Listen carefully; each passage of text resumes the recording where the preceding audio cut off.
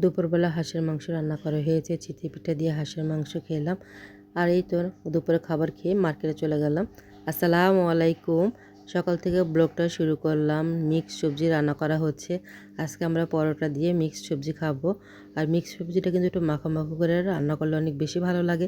আর ধনেপাতা কুচিটা দিয়ে দেওয়া হয়েছে। আর অন্য চুলাতে পরোটা ভাজা হচ্ছে। পরোটাটা কিন্তু সবসময় খাওয়া হয় না। আজকে আমাদের সকালের নাস্তা পরোটা, আর সাথে হলো মিক্সড ভেজিটেবল।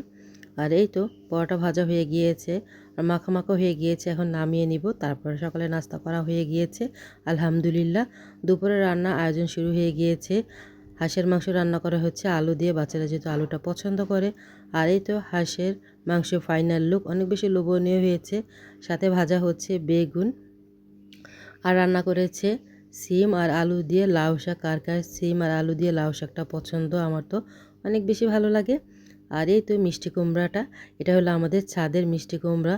আলহামদুলিল্লাহ এবার কিন্তু অনেক রকমের সবজি হয়েছে। আমাদের ছাদ বাগানের লাউ খাওয়া হয়েছে, পালং শাক, লাল শাক।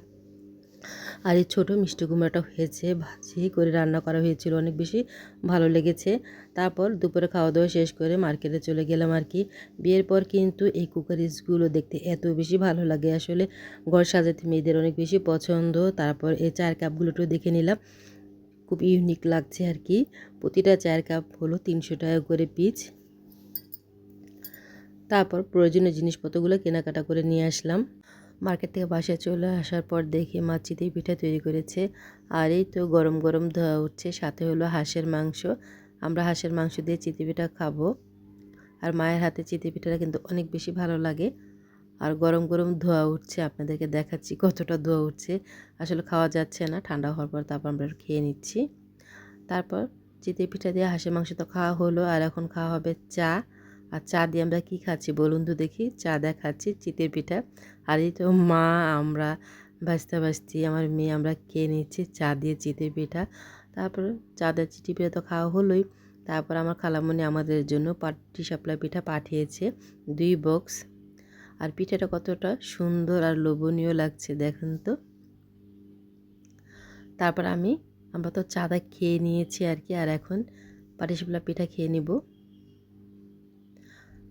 পাটিসাপলা পিঠার ভিতরে ক্ষীরটা কিন্তু অনেক বেশি মজা হয়েছে। সাথে নিয়ে এসেছে নোয়াখালী থেকে নারিকেল। আমার খালাতো বোনের শ্বশুরবাড়ি থেকে নারিকেলটা নিয়ে আসা হয়েছে। সাথে হলো লাউ। এই লাউটাও কিন্তু সে গ্রাম থেকে এসেছে। আন্টিকে অসংখ্য ধন্যবাদ এত কিছু পাঠানোর জন্য। আর সাথে এই লবণের কৌটার মধ্যে কী আছে বলুন তো, এটার মধ্যে তেঁতুল পানি দিয়ে গুলিয়ে আমার মার জন্য পাঠিয়েছে। সাথে হলো মা। সবাই ভালো থাকবেন, আল্লাহ হাফেজ।